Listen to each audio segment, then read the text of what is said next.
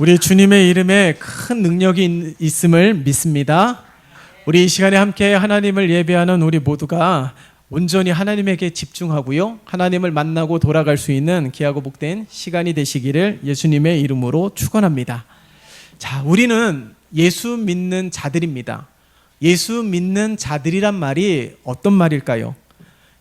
쉽게 이야기하자면 예수님의 사람이라는 거예요. 예수를 믿는 자를 말하는 것이 아니라 예수님의 사람, 다시 말해서 제자를 말하고 있는 것입니다. 그러니까 성경 속에 나오는 12제자만 제자가 아니라 우리 모두가 다 하나님의 예수님의 제자임을 우리들에게 말씀하고 있는 거예요. 여러분, 우리만 예수를 믿는 것이 아닙니다. 야고보서에 보면 야고보 사도는 2장 19절을 통해서 귀신도 하나님을 믿고 두려워 떤다라고 증거하고 있습니다. 그러니까 우리는 단순히 예수를 믿는 자, 예수님의 사람이지만 예수를 믿는 것으로 끝나면 안 되는 거예요. 예수를 믿습니다, 그것이 아니라 그것 말고도 한 단계 더 나아가야 되는데, 그것이 무엇이냐면 예수님 안에 우리가 거하는 자가 되기 위하여 힘써야 되는 겁니다. 예수로 살아가는 삶이 되기 위하여 날마다 몸부림쳐야 되는 거예요. 성경에도 말씀하고 있잖아요. 우리가 주님 안에 거하면 주님이 누구 안에 거하십니까? 내 안에 거하신다라고 말씀하셨습니다. 야고보 사도는 하나님을 가까이 하는 사람에게 하나님은 가까이 하시고 하나님은 그에게 큰 은혜를 베풀어 주신다라고 말씀하고 있으셨어요. 예수님의 생애를 보세요. 예수님의 생애를 보면 예수님은 교회를 세우지 않으셨습니다. 그런데 예수님이 나타나는 그 곳에는 수많은 무리들이 인산인해를 이루었어요. 그 가운데서 병자가 고침을 받고 귀신이 떠나가는 큰 은혜를 받고요, 예수님을 따르는 자들이 적지 않았습니다. 그런데 예수님은 그들을 기뻐하지 않으셨어요. 오히려 그들을 기뻐하신 것이 아니라, 왜냐하면 그들이 언젠가는 예수님 곁을 떠날 것을 아셨기 때문에 그런 것이죠. 그렇기 때문에 예수님이 이 공생의 기간 동안에 가장 심혈을 기울였던 것이 제자를 세우고 제자를 양육하는 일이었음을 성경을 통하여 우리는 발견할 수가 있습니다. 그래서 우리 주님께서도 우리에게 명령하시지 않으셨어요? 가서 제자를 삼으라 라고 우리들에게 명하셨습니다. 그러니까 어떤 상황 속에서도 예수님을 떠나지 아니하고 언제나 예수님과 함께하는 제자, 바로 그런 자를 예수님이 찾고 계심을 우리는 잊으면 안 되는 거예요. 여러분 보세요. 오늘 본문을 보면 예수님은 제자들에게 3가지 목적을 가지고 계심을 발견할 수가 있습니다. 한번 말씀을 볼까요?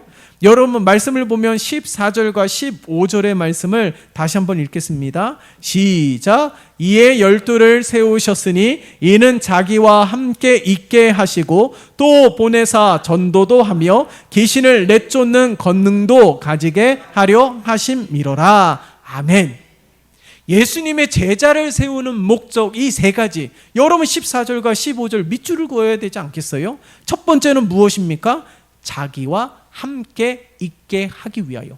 다시 말해서 예수님과 함께 있는 자가 제자라는 말이에요.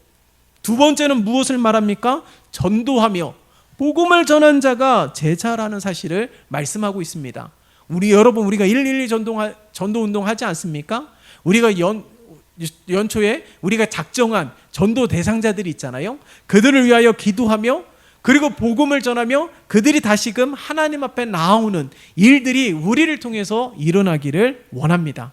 뿐만 아니라 처음에는 신앙생활 참 잘했는데 지금 쉬고 있는 분들이 있어요. 예수를 믿다가 지금 실족해 있는 분들이 상당히 많이 있습니다.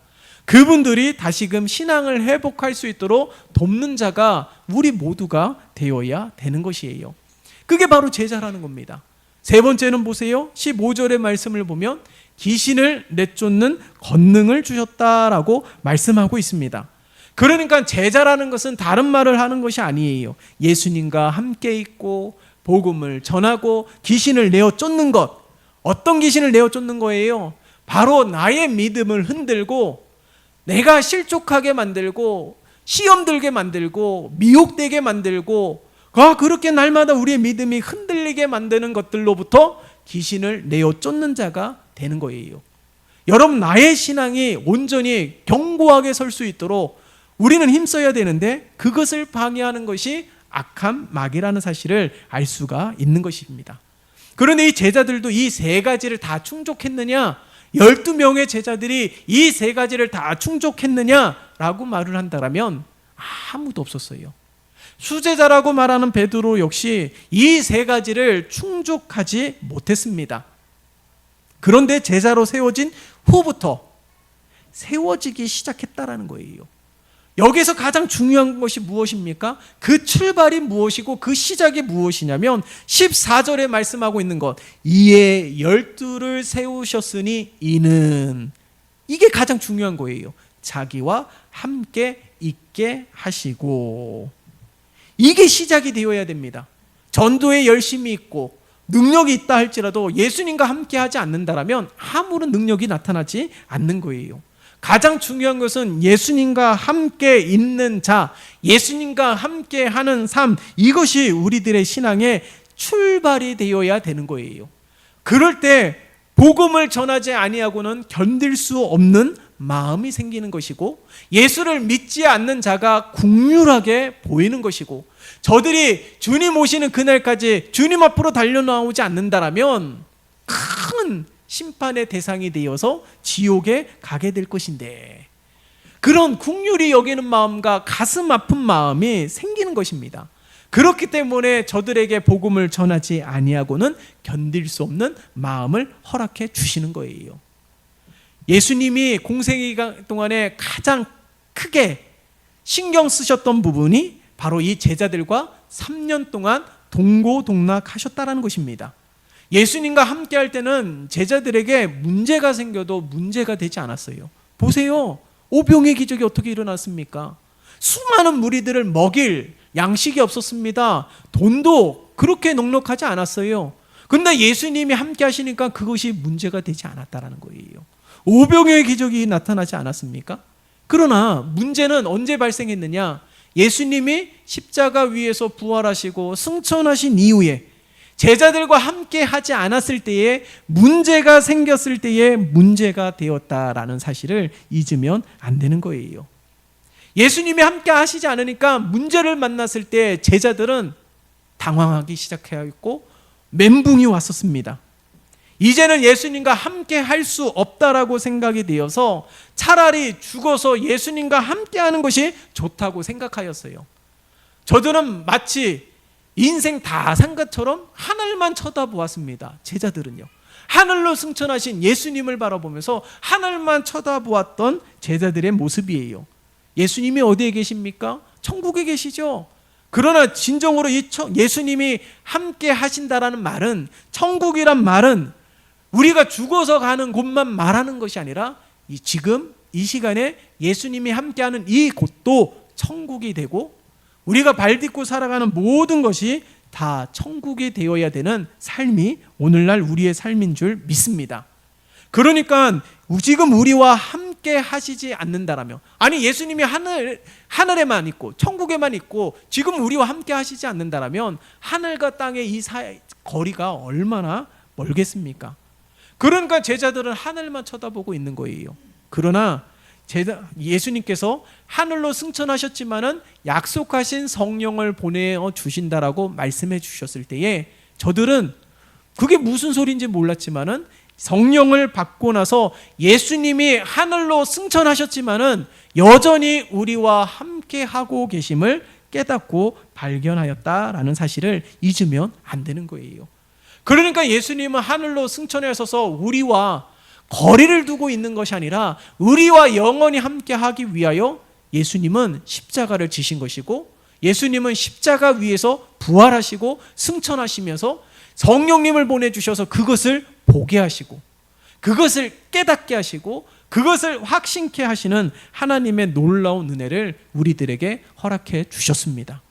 여러분, 그러니까 예수님은 멀리 있는 분이 아니에요. 지금 오늘 이 시간에 함께 하셔서 우리들의 삶이 천국이 되게 하시는 놀라운 은혜를 베풀어 주셨음을 잊으면 안 되는 것이죠.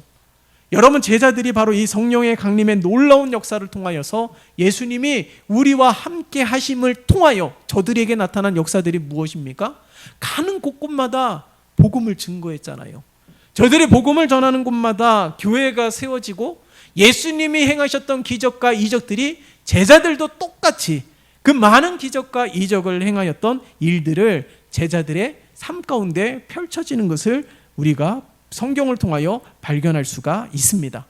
바로 이 성령을 통하여서 예수님이 우리와 함께 하신다라는 걸 아니까 문제를 만나도 문제가 되지 않는 거예요. 어려움을 만나도 어려움이 되지 않는 거예요. 오히려 더 강하고 담대하게 예수님이 함께 하시는 이 은혜를 잃어버리지 않고 빼앗기지 않기 위하여 몸부림치는 이 제자들의 모습을 발견할 수가 있는 것이죠. 그러니까 제자들이 하늘만 올려다보는 그런 심정이 오늘날 우리들의 삶이 되면 안 되는 것입니다. 하늘만 올려 쳐다보는 심령이 되는 것이 아니라 오늘 우리 모두가 예수님이 함께 하시는 은혜를 누려야 될 줄 믿습니다. 예수님이 지금 우리와 함께 하시는 기쁨을 누리는 복된 삶이 되어야 되는 것이에요. 성령을 받고 깨달았던 것처럼 오늘 이 시간에도 성령 강림의 역사가 오순절 다락방에서만 있는 것이 아니라 우리들의 예배 가운데, 우리들의 심령 가운데, 우리들의 삶 가운데 이 성령 강림의 놀라운 역사가 충만한 삶이 되시기를 예수님의 이름으로 축원합니다. 그래서 제자들이 예수님이 나와 함께하고 계시다는 것을 믿어지고 확신하면서 예수님이 행하셨던 놀라운 일들을 우리도 행하는 믿음의 삶이 되어야 될 줄 믿습니다. 요한 사도는요, 요한복음에서 전하고 있지 않습니까? 우리는 더 이상 고아가 아니다. 왜 그럴까요? 예수님이 우리와 함께하고 계시기 때문에. 우리는 더 이상 고아가 아니고 우리 주님이 말씀하신 것처럼 내가 너희를 내버려 두지 아니하고 내가 너희를 떠나지 아니하겠다라고 분명하게 말씀하셨습니다. 그러니까 예수님이 함께하면 이 상황이나 환경에 문제가 되는 것이 아니에요. 어려운 문제들이 해결이 되고 우리의 간구하는 기도의 제목들이 응답이 되면 얼마나 좋겠습니까? 그러나 그렇지 않을 때가 많이 있지 않아요? 모든 문제들이 해결해달라고 간구하지만 그렇지 않을 때가 많이 있습니다. 기도의 응답도 있지만 아직까지도 기도의 응답을 받지 못하는 제목들이 얼마나 많이 있는 줄 몰라요. 그러함에도 불구하고 예수님이 나와 함께 하고 계심을 믿는다라면, 확신한다라면 내 인생에 문제가 있다 할지라도 그것은 큰 문제가 되지 않는 것이죠. 가장 중요한 것은 예수님이 함께 하심을 믿어야지만이 그 어려움조차도 능히 이길 수 있는 힘이 있고 넉넉히 이길 수 있는 믿음을 우리 주님께서 허락해 주시는 줄 믿습니다. 초대교회를 보세요. 초대교회를 보면 다양한 사람들이 교회에 모였습니다. 주인도 교회에 모이고 종들도 교회에 모였어요. 여러분, 우리나라의 교회 역사를 보아도 이렇게 주인과 종이 같이 예배를 드리는 경우들이 있었고, 또한 남남북녀이기 때문에 반으로 갈라서 남자와 여자 이렇게 따로 예배를 드렸던, 가운데에 휘장을 쳐서 예배를 드렸던 때도 있었습니다.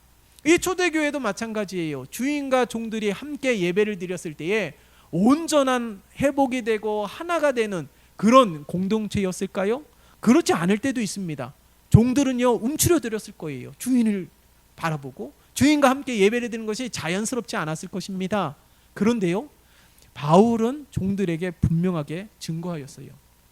종과 주인의 신분을 뛰어넘어서 예수님이 함께하는 종의 삶이라면 예수님이 함께하지 않는 주인보다 더 나은 삶이라고 증거하였습니다.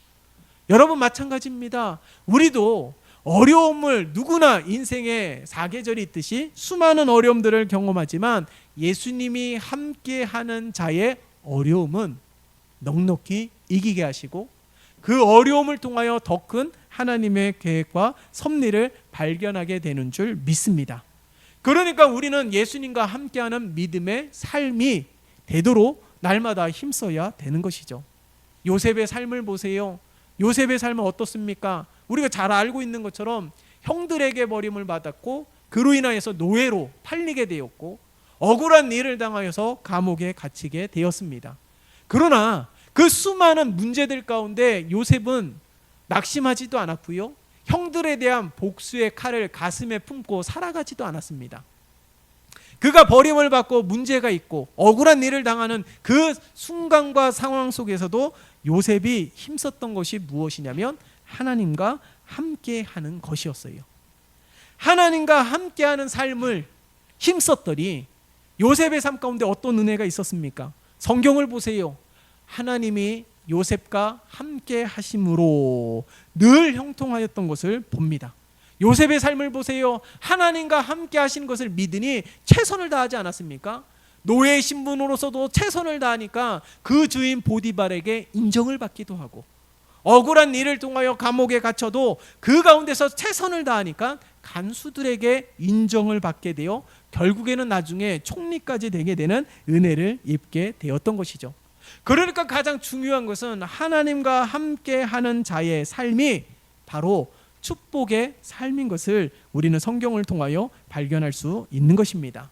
여러분, 우리들의 상황을 바라보면 하나님이 뭐 하시나 그렇게 가슴 답답해 하는 일들이 얼마나 많이 있습니까? 그 때문에 힘들고 그 때문에 기도하지만은 여전히 응답이 되지 않을 때에 실족하게 되는 것, 그런 일들이 분명히 있지 않습니까? 그러함에도 불구하고요, 분명하게 성경을 통하여 우리들에게 말씀하고 있는 것은 예수님이 우리와 함께 하신다라는 겁니다. 그러니까 예수를 믿는 자와 예수님이 함께 하는 자는 차원이 다른 거예요. 나 예수님 믿어요. 예수님 살아계신 거 믿어요. 그 차원이 아니에요. 예수님을 믿는다라는 것은 예수님의 사람이라는 것인데, 예수님의 사람이라는 것은 예수님과 함께하는 자를 증거하고 있는 것이죠. 그래서 요한복음 15장에 보면은 어떻게 말씀하고 있습니까? 나는 포도나무요 너희는 가지니라고 말씀하고 있지 않습니까? 포도나무에서 떨어진 가지는 이미 생명을 잃은 거예요. 그 가지에 생명이 붙어 있을 때는 이 포도나무에 붙어 있을 때만이 생명이 있어서 잎이 나기도 하고 열매를 맺게 되기도 하는 것입니다. 그러니까 예수님과 함께하는 삶을 살아야지만이 오늘 이 제자들에게 준 세 가지 목적, 예수님과 함께 있을 때 복음도 전하고, 예수님과 함께 있을 때 귀신을 내어 쫓는 권능도 허락해 주시고, 예수님과 함께 할 때 문제도 해결이 되며 하나님의 영광을 드러낼 수 있는 놀라운 은혜를 허락해 주신다는 겁니다. 그러니까 예수님과 함께 한다는 것은 예수님과 하나됨, 한 몸을 이룬다는 것을 우리들에게 말씀하고 있는 거예요. 여러분, 갈라디아서 2장 20절의 말씀을 보면 바울이 분명하게 고백을 하고 있습니다. 내가 그리스도와 십자가에 못 박혔나니 그런즉 이제는 내가 사는 것이 아니요 오직 내 안에 그리스도께서 사시는 것이라. 아멘. 오늘 이 갈라디아서 2장 20절의 말씀을 보면 반복되는 것이 무엇입니까? 내가예요. 내가 그리스도와 이제는 내가 사는 것이 아니요 오직 내 안에 그리스도께서 사시는 것이라. 계속 내가 반복되고 있습니다. 가장 중요한 것이 무엇이에요? 나입니다. 내가 그리스도 안에 사는 것이 중요한 것이고, 내가 그리스도와 함께하는 것이 중요한 것이고, 내가 날마다 예수로 살아가는 것이 가장 중요한 것이죠. 그러니까 이 고백은 바울의 고백만이 되는 것이 아니라 우리 모두의 고백이 되어야 될 줄 믿습니다.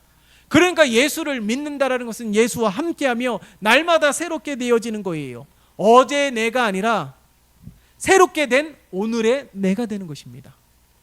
날마다 우리는 새로워져야 되고, 날마다 우리는 달라져야 되고, 날마다 우리는 예수의 생명이 있기에 날마다 자라나야 되고 성장해야 되고 합당한 열매가 맺어지는 복된 삶이 되어야 될 줄 믿습니다. 문제가 해결되지 않는다 하더라도 예수를 바라보고, 문제가 해결되지 않는다 하더라도 그 순간에도 예수를 의지하는 믿음으로, 우리가 하나님을 신뢰하는 그 믿음으로 살아가는 우리 모두가 되어야 될 것입니다. 당연히 우리 모두가 다 복 받기를 원할 거예요. 복을 받는다라는 것은 어떤 자들이 복을 받을까요? 열심히 기도하는 자들이 복을 받을까요? 물론 그럴 수도 있습니다. 그러나 성경을 보면 복을 받는 비결이 있어요. 그것이 무엇이냐면 예수의 마음을 품는 거예요. 예수의 마음을 품어서 우리가 살아가는 것이죠. 여러분, 우리가 예수의 마음을 품는 이유는 무엇입니까? 누구에게 인정받기 위해서입니까? 사람들에게 인정받기 위해서입니까? 아니에요. 하나님에게 인정받기 위해서입니다. 창세기에 보면 하나님께서 천하 만물을 창조하셨을 때 빛을 창조하시고 모든 것을 창조하실 때마다 하나님은 보시기에 어떻게 하셨다고요? 보시기에 좋았다. 보시기에 좋았다. 하나님의 마음에 든 것이에요. 하나님의 마음에 든 것입니다. 소돔과 고모라를 하나님께서 유황불로 심판하신다고 했을 때 아브라함이 중보기도를 하였죠. 하나님, 50명이면 45명이면 40명이면 30명이면 20명이면 10명이면 멸하지 않겠습니까?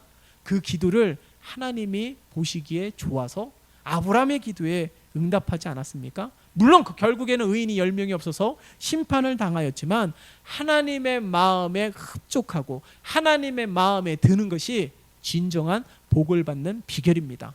다윗을 보세요. 다윗이 하나님의 마음에 합한 자라고 칭함을 받았지만은 다윗의 인생 가운데 항상 하나님이 좋은 일들만, 하나님이 보시기에 흡족한 일들만 있었던 것은 아니지 않습니까?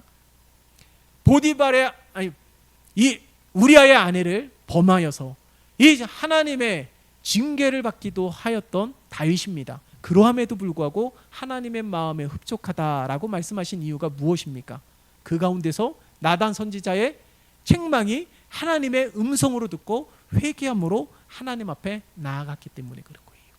하나님의 마음에 합한 자들은 항상 의롭고 진실되고 정직하게 살아가는 삶이 되어야 되겠죠. 그러나 우리는 본질상 진노의 자녀이기 때문에 누구나 실수하고 누구나 실패하고 누구나 죄를 범할 수 있습니다. 그러나 중요한 것은 하나님의 마음을 품었더라면 죄를 범하는 그 순간 우리의 마음이 결코 편하지 않는다라는 거예요.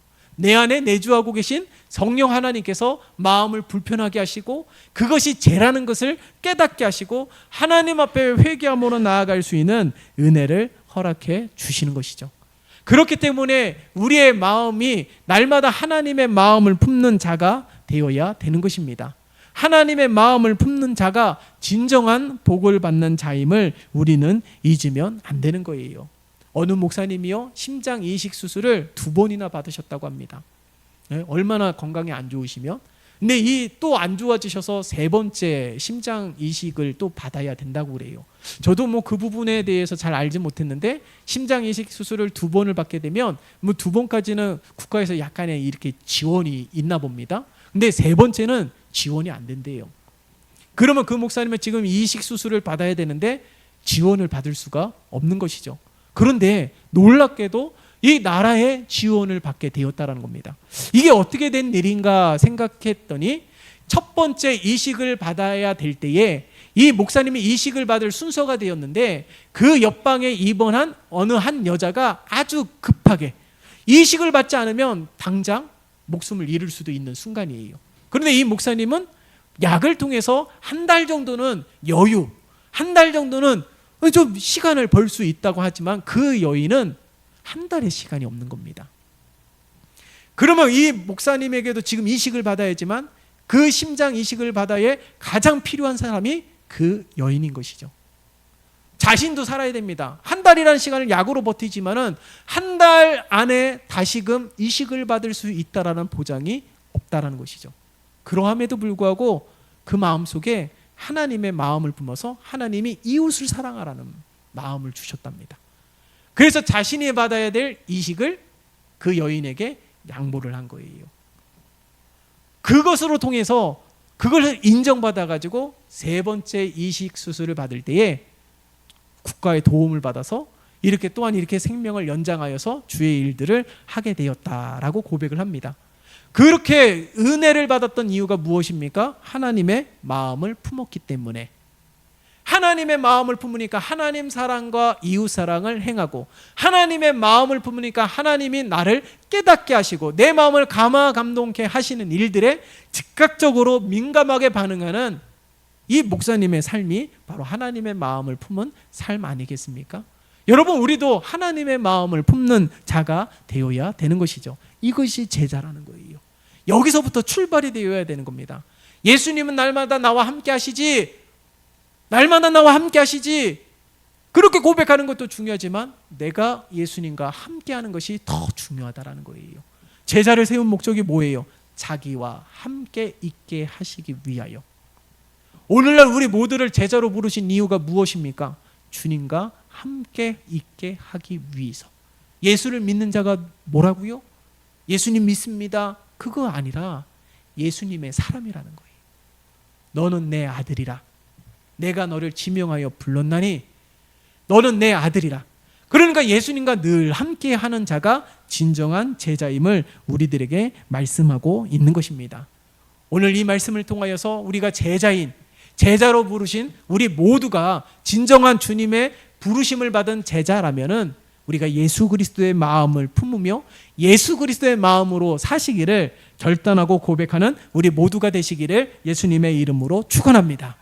예수님의 마음으로 기도하고 예수님의 마음으로 분별하고 예수님의 마음으로 판단하고 예수님의 마음으로 사랑하며 예수님의 마음으로 살아가기 위하여 날마다 힘쓰고 애쓰고 그렇게 제자된 삶으로 하나님 앞에 서는 우리 한빛중앙교회 온 성도들이 되시기를 예수님의 이름으로 축원합니다.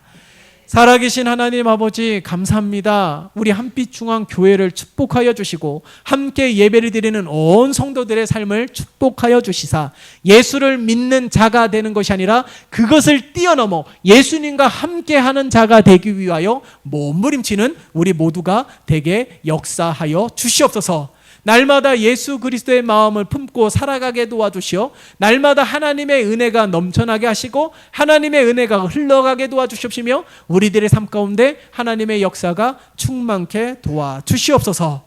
예수 그리스도의 이름으로 기도드리옵나이다. 아멘.